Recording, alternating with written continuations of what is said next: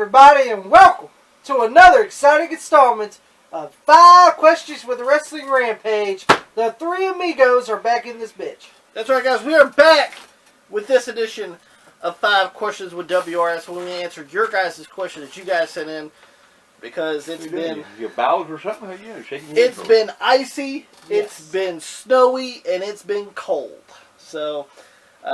finally a warm-ass day where we actually do some fucking videos! Yeah, that's why we haven't been putting out any videos lately. It's been too fucking cold. Yes. Just to be totally honest here, and I don't care, we have been hibernating in the house because, and it really doesn't get any warmer in here, so. Yeah. So, finally, we can come out of hibernation, finally. And guys, we're here to answer your guys' questions that you guys sent in. Guys, you can send in questions anytime you guys want to in the comment section down below. And your question will be on the next edition of 5 Questions with WR. Guys, let's go ahead and get started. I'm ready. Let's do this. The first 2 questions are asked by Gavin Geary. Gavin Geary. Tom, you got those DVDs? No. Alright. Let's go ahead and go with the first question here. Thoughts on the Hollywood Blondes in WCW? Thoughts on the Hollywood Blondes in WCW? They were probably one of the best tag teams in WCW. At that time. At that time, in '93. We got Stunning Steve Austin and Flying Brian Pillman. Yep. The Hollywood Blondes. They were a great tag team. Fantastic tag team. Honestly, one of my low-key favorite tag teams. Yeah, because they weren't even supposed to get over. Yeah. And they did end up winning the WCW World Tag Team Championships. Short-lived, though, but is what it is. Had great matches with Shane Douglas and Ricky Steamboat. Mm-hmm. And then they had good matches with the Horsemen, too. You know, when I think about some of their matches, definitely Douglas and Steamboat come to mind more than anybody does. But not only were they a fantastic tag team because it worked, because you had Austin as the he's more of a brawler, more of a he could be a technical wrestler at that time, especially when he became Stone Cold. That technical stuff went out the window. Yeah. Which is why I was always a fan of Austin when he was in WCW more than... Well, I mean, I still liked him in the WWF, don't get me wrong, but he did change his style. Yeah. Big time. But then again, his knees were bad, so I can understand why. And you had the high-flying and the more, also technical, in a way, of Brian Pillman. Yeah. And I thought the tag team of them were just fantastic. Not only great tag team, but also great when it comes to promos. Yep. As well as, the funny sketch, the flair for the old. Yep. Where they made fun of fucking Ric Flair's age. Yes. And they were feuding with the Horsemen and fucking made fun of Arn being old. Calling him the Pillsbury Doughboy. And fuck, I remember they were on the Ric Flair for the gold that time. And fucking Steve go, hey Rick, how much for that old statue over there? And then Brian, hey Steve, that's double A. Fantastic stuff.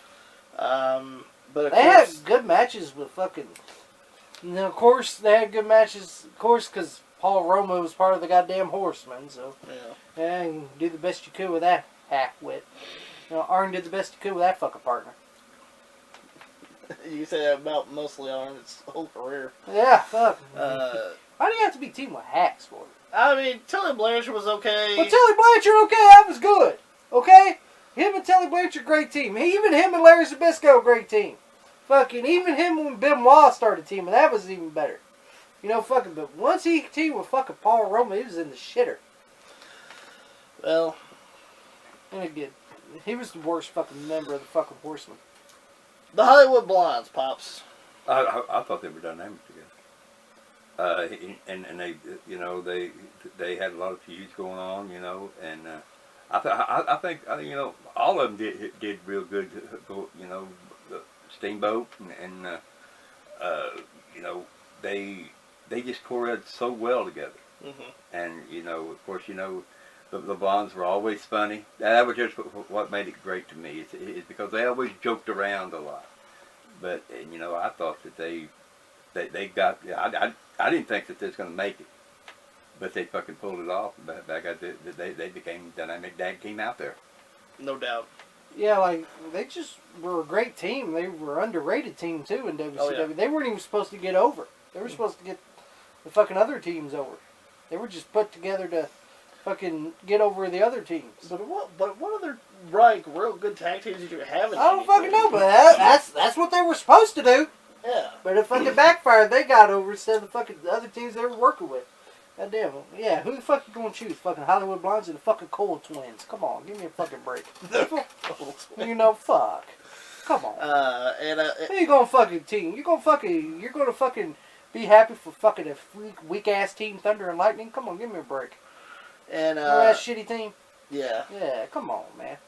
Fucking Hollywood Bloods are way better than any of those fucking teams. And then of course they break up, Yeah. go their separate ways. And they even had a pretty decent feud, but I enjoyed them better as a team than them facing each other. Of course, even goes, them going to the WWF was pretty much around the same thing. Yep. Austin was there in like late '95, and by mid '96, here comes Brian Pillman. Here comes Pillman. So, and they were even talking about how he was fucking Steve Austin's former partner in WWF. Yeah.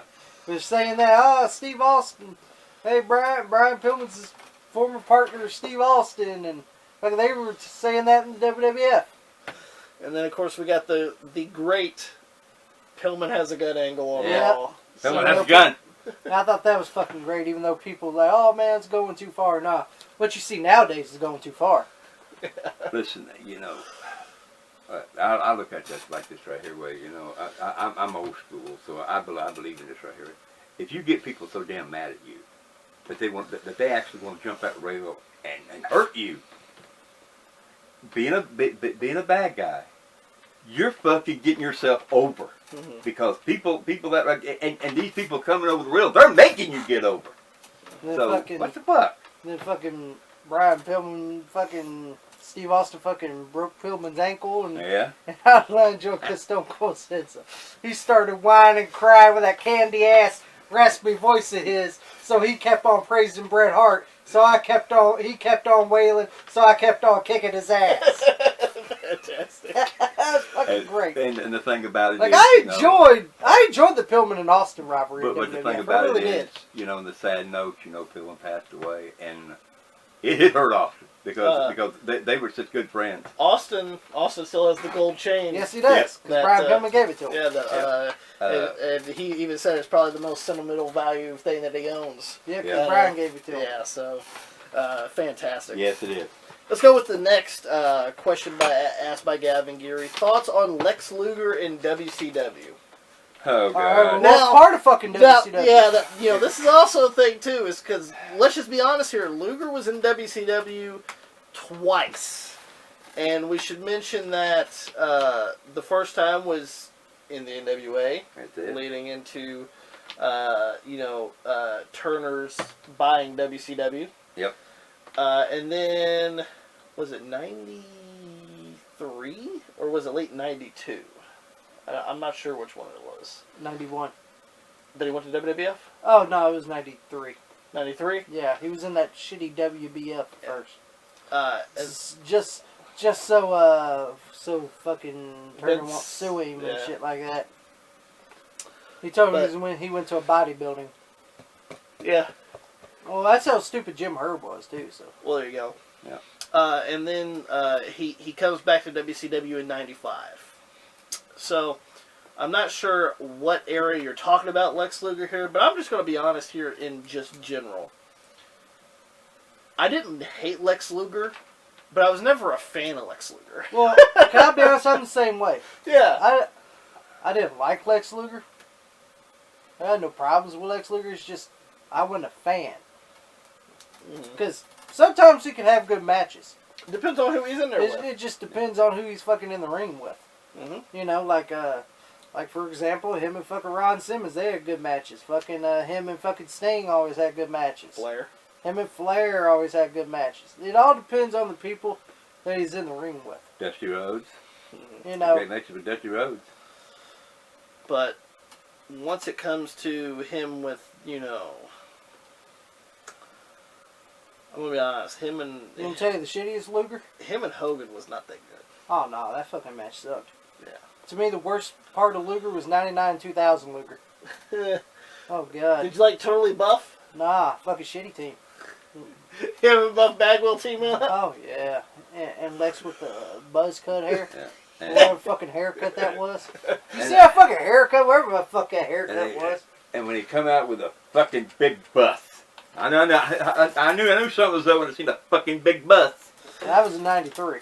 Well, that was in WWF, but still. Yeah, it was sucking. How did you feel about Luger in general? I didn't. He wasn't my favorite, but I thought he did the angle with the Four Horsemen real good. They needed somebody. That they put him as a power guy. I thought he had a lot of good matches, but then my favorite he never was. Says that like every person I've talked to, I've never actually talked to somebody and they say my favorite wrestler is Lex Luger. I never heard that. No. I never heard anybody say their favorite wrestler was Lex Luger. No, I've always heard the same. He's okay. He's okay. I don't hate him, but I don't really like him either. Yeah. And I don't know. That's guys, how I feel about Luger. Let us know in the comments section down below how you guys feel about Lex Luger. Once again, not my favorite. He was just okay. Yeah, not my favorite, but I mean. But I've seen way worse wrestlers. Yeah. Look at nowadays, Luger be a top star. I agree with Luger would be my favorite now. Oh, he sure would. I'd take fucking Lex. He wouldn't have to do much. If Luger was in this era, god damn, he'd be probably the biggest star ever. He came in the wrong era. He should have been in this era. Yeah, he did. And then Luger would probably be one of my favorites. And then I want him to cut a promo where he has. Yeah, he's got to have the hand. yeah. He can never just point. He had to have the thumb out. Yeah, he's got to do it like this. He's got to. Yes. And see, if Luger was in this era, fuck, he'd be a top guy now. Could cut a decent promo. Yeah. Was decent in the ring, but of course, I don't know. I was just never behind Luger. Yeah, I was never a big Luger fan. He was okay. I knew when we stepped in that ring. The past, the present, was right there in that ring. Yeah. And the future. I know. You gotta get the thumb out. And the future was right there in that ring. Gotta do it like this. Gotta get the crinkle in there. There you go. But you wrestled a hell of a match. My hat's off to you. But I mean, you are what they say you are. It depends on who he was in the ring with most of the Yeah. time. That if he was going to have a good match or not. Which most of the time he did. Yeah. It's just there were a lot of people that were questionable, and I will say this: by the time he was in by the time he got into the NWO. In 97, when he was part of the Wolfpack and shit. Oh yeah, that was in 98. Or 98, whatever it was. But by the time that time hit, I was done with Luger altogether. Yeah. Because then after that, he went to the crapper. Come on, fucking when he was fucking the bodybuilding Lex Luger, coming to that fucking cheesy fucking piano music. And then he had the fucking he would always fucking chair stomp somebody and fucking. Then he started teaming with Tony Buff with that fucking shitty haircut. Yeah. And the fucking shitty tights with a little bit of his body and muscles. Yeah. On his ass. Yeah, I didn't give a fuck about that Luger. Fucking 99 2000 fucking Luger was done in my opinion. And then he come in and being paired with Buff, you're totally done. Totally Buff, totally done. Yeah, totally Buff should have been totally done. And Bobby Ain't that right, Charles? Bobby Heenan actually got that fucker over. In WWF. Yeah, in WWF, Bobby Heenan actually got that fucker over. There's something I gotta say. I know who Charles Reed Fowler's favorite team was. It was Totally Buff. Totally Buff. Oh, yeah, ain't that right, Charles? You're a big Buff fan, but I know your favorite team. Bobby. I know your favorite team in fucking WCW was Totally Buff. Now, I kind of slowed down the exercising, Bobby, but, I just want to lay off the Snicker bars. Yeah, laid off the Snicker bars and stuff like that. He drunk that fucking... Let me tell you. Then he drunk that milk and said, "This is for you, Bobby." What was that, Badger milk? Is that what he said it was? fucking know. But anyway. And he was wearing the Ico Pro tank top. Of course it was. Ico Pro, baby. It tastes like shit. Hell, we don't know. we actually don't know. It may have been kitty milk. We don't know. Let's go ahead and go with the next question here. The last 3 questions are asked by Frankie-Dickus. His first question is, thoughts on the original NXT from season 1? Tommy? I got 3 words. Go ahead. We are wild and young. That's probably not 3 words, but that crappy song. Actually, it was a good song. Fuck that song. Actually, that's probably the good thing about the goddamn fucking show. Come on. The first start of NXT fucking flat out fucking sucked. Some balls. And they go, oh, ECW's going to be off the air. We're going to have some new type programming. Well, fuck, ECW sucked too. Especially during this time, 2010. 2010. Tommy, speaking of 2010, we are starting the 2010 pay-per-view. Yeah, we are. So, yeah, we are. We're starting that. So, but I'm talking about so far in this time it was the shits. It was. And fucking on TV it was. And then they came out with the NXT concept. And I was like, okay, what is this? Which is far from what it is now. Then we look, and it's fucking rookies and pros. Yeah. I was like, what the fuck is this shit? And fucking, for example, you got fucking Carlitos the pro, and these two fucking Michael Tarver. Who the fuck's Michael Tarver? I don't watch FCW. Who the fuck's this guy? Well, I'm being honest. Worst one, by the way. Yeah, worst one. Now, some of the guys you've never fucking heard of. Uh-huh. Yeah, I saw Michael Tarver. I was like, who the fuck's that schmuck? And then here comes Daring. I was like, who's fucking Alfalfa here? And then here comes fucking, I felt sorry for CM Punk. I felt sorry for Carlito, too. And then Actually, the worst one I felt sorry for was goddamn Regal having to fucking... Oh, yeah, poor Regal, man. Skip Sheffield. He gets fucking Ryback. Yeah. God damn, I bet you Regal's like, you give me someone, I'll take Tarver. Can we trade Carlito? Can we trade? Here's they do the goddamn shitty then they did the shitty obstacle course, and the only 2 ones that I fucking knew was Daniel Bryan and Wade Barrett. We did know Ryback because he was in OVW. He was in OVW, but he sucked even in OVW. But he sucked there, yeah, but he sucked there too. So. And then when he was Skip Sheffield, I was like, he deserves that. Cowboy. Yeah, he deserves to be Cowboy Ryback. He sure does. Yeah. And then they have Wade Barrett and Daniel Bryan. I knew Wade Barrett and Daniel Bryan and Ryback, but the only ones that I thought were any fucking good out of the whole fucking crew was Daniel Bryan and Wade Barrett. Agreed. Yeah. You know, now I like Heath Slater, but yeah. During this time, I was like, who's this fucking guy? It took me a while to get behind this. Yeah, it took me a while to get behind old Heath, but Justin Gabriel never got me it never tickled my fancy. No, he didn't. He never done anything for me. Well, I'm going to tell you what now, and I don't care. Heath Slater always looked like to me like the girl from Wendy's. And fucking... And a lot, and he got a lot of flack from that too, because I think Stone Cold said it a few times. Oh, we've seen it. Well, Cena, I got the chick from Wendy's over here. Then they did the fucking shitty obstacle courses, and then season 2. Remember the Eli Cottonwood? I can't remember what fucking season that was. 3, 4, 5. Fucking, I know it's been a lot of seasons of that goddamn trash. And fucking, he goes, and Matt Stryker, who's probably one of the worst announcers, worst announcers. We're in 2010, and let me tell you, it's a tough showing. Yeah. Already right off the bat. Well, you see, that's another thing. And fucking goes, Eli, do a promo on a fucking mustache. It's a piece of hair on your upper lip. I don't have one, but the motherfucker has a mustache. He does. I was like, what the fuck? You're a fucking moron. Here's the thing. It was complete fucking stupid. It was. Didn't enjoy it. I never did understand Matt Stryker. Yeah. I never did understand the guy. And I'm right here right now. I want to know, how the fuck did he get a job? I don't know. But again, then Triple H took those 3 disheartening letters.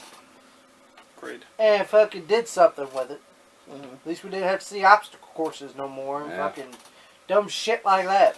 But yeah, the pro rookie thing, it just didn't work. No, it fucking sucked. And it was stupid. It was fucking stupid. I think I tuned in for the first episode, and maybe like the second episode. And by the And second after episode, that, I was like, fuck this show. I was like, yeah, fuck this show. Okay. And then I remember remember when fucking Sin-Chi low-key had fucking Michelle McCool and Layla Cool? Yeah. It's like, what the fuck? I was like, this fucking shit's stupid. I don't know what came first. Did that right there come first? Did the pros and cons come first? Because I remember there's a show out called Pros and Cons. It was fucking stupid. I fucking hated it. But yeah, just you know, your only real talent that you had was Barrett and Daniel. Yeah.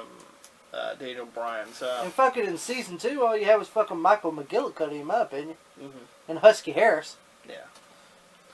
But and let's just be honest. Of course, you know, the season 1 whole group turned into a whole group in WWE is the Nexus. Yeah. What you think about that? Sucked. Yeah, I didn't care about the Nexus. I didn't give 2 fucks about once fucking Daniel Bryan left the Nexus. Like, fuck this group. The only good one I see is Wade. And I mean, of course, you know, Slater grew on us later on, but yeah, it took him a while. It took him a while. Well, Well, I actually like not Heath. for you. Not for you, but I like Heath now. Well, me. Justin Gabriel never grew on me. Michael Wade Cole never even got a Barrett, sniff. as far as I go, seeing him on OVW, just to tell you that, he'd come out there swagging, and I always call him the swag man because that's all I ever seen him do. Yeah, I like Wade Barrett. Let's go with the next question here. Is there any, Tommy, Pops, is there any redeeming qualities of Batista? Any redeeming qualities of Batista? Yes, there is. Oh, there is. Oh, yes. There's some redeeming qualities. Because we're going to go ahead and say this. Of course, everybody knows this. Not the biggest fans of Batista. Yeah, there's some redeeming qualities. So, yeah, what's the redeeming quality? Theme music. Theme music, okay. And skinny jeans. And nose rings. And broken boots. Yeah. Remember he broke his boot at Royal Rumble and tape it? Yep. That's about it. Okay. We seen Batista even in his early training in OVW as Leviathan. Big motherfucker. I'm not gonna joke. The guy's huge. The guy back in that day was a huge motherfucker. But he's awkward. Yep. Yeah. He can't really work that good. Even He at that time. didn't even work that good even in OVW. Yeah. That's why that if you ever see him in OVW, you could see that right there. He was always in the fucking main event. He was always, but he always was in the ring with somebody that could work, and made him look like a fucking millionaire. Yeah, fucking. That's why he was in the ring in OVW with fucking Big Show, Yeah. fucking Kane, and Undertaker. Undertaker. Yeah, because they made the motherfucker work. Hell, even he had a fucking TV match with Val Venus.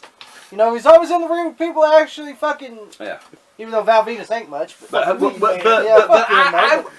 know, so he was in the ring with people that fucking. I will give Velvetus this. Velvetus, not my favorite guy, but he could work. Well now he smokes pot. Yeah, well. as a Trump supporter. Yeah, so he's already lost respect for me. Well, maybe that was why he became a Trump supporter. Yeah, He smoked the weed, huh? He smoked the weed. Yeah. I guess everything's hunky-dory when you smoke that. Apparently It don't matter what fucking president. You might as well ask the Florida man that, too. Yeah, you might as well. That Florida native is good damn Now, I'm gonna come right straight. That ain't all Batista does. Okay. He also does voiceovers for games now. Yeah. I can't remember what fucking game it is. It's a game I won't play. Yeah, apparently he does a voiceover for some games. Of course, he's done movies, things of that nature. I know he was in Guardian of the Galaxies, which I never watched because I don't care about superhero movies. So, redeeming qualities about Batista. I liked him in Evolution. Oh yeah. He was alright. Of course, he was the weak link in Evolution, in my opinion. Yep, the three best ones were Flair, Triple H, and Orton. I'll even take Flair that was pretty much managing him most of the time. I'll take him over Batista. Over Batista Man. Batista Man! He did have a good theme song. Yep. And I will say this. Over his period of time in the WWE, I will say some of his work got a little bit better. A little bit. But, you know, but not by much. Was still just not a fan. Yeah, I'm just not a fan of Batista. Yeah, I considered him was the weak link in Evolution. Mm-hmm. And he was the muscle. That's sad when you're the muscle and you're the weak link. Yeah. Look, my opinion of Batista is, I didn't, I didn't like. I'm gonna say that I didn't like the guy because, I'll just put it like this way: he wasn't one of my wrestling friends. That's all he is. He's just like a. But with Batista, to me, he was just there. And also we should also give him credit for he didn't start like wrestling until he was like 30 or 35. Yeah. So I mean, he's a late bloomer. A late bloomer. So I mean, kudos to him for especially like around your midlife thinking, oh, I'm gonna try out to be a wrestler now. Yeah. Kudos for him for actually making it. Yeah, really. So, look, you get my utmost respect for that, Batista. I swear to God. Because usually most wrestlers, when they get in wrestling, they start when they're in their late teens and early 20s. But here's my thing on Batista. To me, the best act of his career and the best thing that he did in his career, to me, was back in OVW.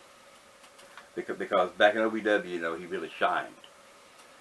And I guess it's because he was a big fish in a small pond. In a small pond back then. But when he got to WWE, that fish, and until he got with Evolution, that fish was drowning. Yeah. So Last question for this edition of 5 Questions, also asked by Frankadinkus, and of course, kind of similar to the Batista question. In a way. But he says, in your opinion, now of course guys, this, all these 5 questions are of course opinions. Well, everybody has, nobody likes opinions. Yeah. Well, Fuck you. Here's my thing. Opinions like assholes. Everybody's got one. Fuck you. But then you again, don't like my opinion. But then again, Tommy, everybody thinks everything that Dave Meltzer says is gospel. Oh yeah. Like he's fucking Jim Jones over here. Yeah. They sip the Meltzer piss. Well, you see, because those are his marks. Mm-hmm. Dave Meltzer, you're fucking shit. And Dave Meltzer is even a mark for himself. He is. So there you go for that. All right. In your opinion, did the Great Khali ever have a decent match? No. No. I'm going to go ahead and just flat out say it. No. No. I'm going to have to agree. No. I'm just going to say fucking no. Let's just be honest here. He hadn't had one good fucking match. Hell, I remember when he debuted against The Undertaker. Even The Undertaker couldn't have a good match with fucking bullet chest. With the big fucking... With a big fucking Sergeant Slaughter chin. Actually, it's bigger than Sergeant's chin. It is bigger than Sergeant's chin. And then the fucking tree trunk legs. Yeah, the fucking pin legs. Fucking bowling pin leg. They fucking a pin would just knock over. Fucking... You fucking let the black sweats or the fucking pink with the say Punjabi Playboy on them. Fucking red fucking sweatpants that said Punjabi on them. And you'll see them like mommy. You'll see fucking little fucking tree trunk, little fucking limbs. He was the shits. Yeah. He didn't do a damn thing, not a fucking thing. There was literally no good match that I can think of. No. I can't either. Listen, it's like this right here to me. If you get a match with the Undertaker, yeah, and Undertaker can't make you look good, you might as well just hang it up right then and there. I don't see how he lasted in WWE so damn long. That was surprising to me. Like of course I did enjoy somewhat like when they first brought him in because nobody really seen who he was, blah blah blah, unless you like watched The Longest Yard or whatever. Nobody really knew who he was, and of course, he's a big motherfucker. I don't deny, but of course we see him have the match with the Undertaker, and that match sucked. And the match was the shits. And then of course we see him in matches after that. Not only that, Tommy and Pops, but he brings the Punjabi prison match to how the did that WWE. do? Not only that, but he was not in the first one, by the way. No, they had to put the Big Show in there because Vince is like, well, we put Khali in there. We know it's going to be the shit. It's going to be the shit. Paul, get in there. Paul White, get in there. I know you're the fucking shitty ECW champion, but fuck it. We got to make this match decent. And then Khali comes out right after the fucking match and tries to fucking, what you? Well, your chisel chin ass couldn't even get in the fucking match. So, fucking Big Show had to do the goddamn match. And then finally, he had his own Punjabi prison match against Batista at No Mercy 07. And you saw how shitty that match was. Okay. Here's my thing is, if you make a match of your own, they give you a match, a name of a match that's yours. Shouldn't you be in that right there? The first thing. See right then and there. Nope, he was in the second one. Yeah, right then and there. That right there. Oh, this is fucking shitty. The motherfucker's got a damn. That's what I thought. Motherfucker got his own match. Why ain't the motherfucker wrestling in this one? And right then and there. And then of course, he had a fucking WWE title matches against Cena. Even fucking Cena couldn't get a good match out of fucking black sweatpants. And then of course, Tommy eventually he becomes the joke. Yeah, the Punjabi Playboy. Yeah, Punjabi Playboy. Yeah, he went bottom of the card. Where he belonged. Then he had a shitty feud with Kane. Yeah. I just have one thing to say. The Playboy shit. Was that when Russo was still there? No. Sounds like one of Russo's works. And then he was still fucking just jabbing every fucking night, which is where he should have been. Actually, shouldn't have been hired. Yeah. But you could tell he was just hired because he's fucking giant to Vince. That's the only reason. The only reason why I agree with Tommy. The only reason why he was hired. And he fucking sucked. Because he's colossal. He's the shit. That's what the only reason I'm going to say it plain and right here and the only reason why he's hired because Vince likes big sweaty men. Now, okay, you can take that either way you want it. All right, guys, if you guys tell in the comments and tell me if you see one good fucking Great Khali match. Because I haven't seen one. I haven't seen not even fucking one. If you guys think you've seen one, tell us about it because we'd like to know. Hope that you guys enjoyed the video. If you guys did, make sure you guys give it a thumbs up. Don't forget to share it all over social media. Like us on Facebook. Thumbs up there, Skate. Facebook.com/WrestlingRampage2. You can add Pops on Facebook. He's always on there. Doing what he's doing. Always writing the deniers, the igniters, the rioters. Look, I just expressed my opinion, and it is my opinion, and that's just the way it is with me. And just like everybody else, like I said before, opinions are like assholes. Everybody's got one. And guys, you can also follow us on Twitter at WrestleRampage. You can also follow me and Tommy on Instagram because we do post things on there about the channel and stuff like that. New videos, new concepts, new reviews, things of that nature. So guys, make sure you guys check our Instagram out as well. And guys, make sure you guys hit that subscribe button for more great videos coming to you guys. And we are that cream that rises to the top. Cream of the crop. And nobody does it better. Fuck it.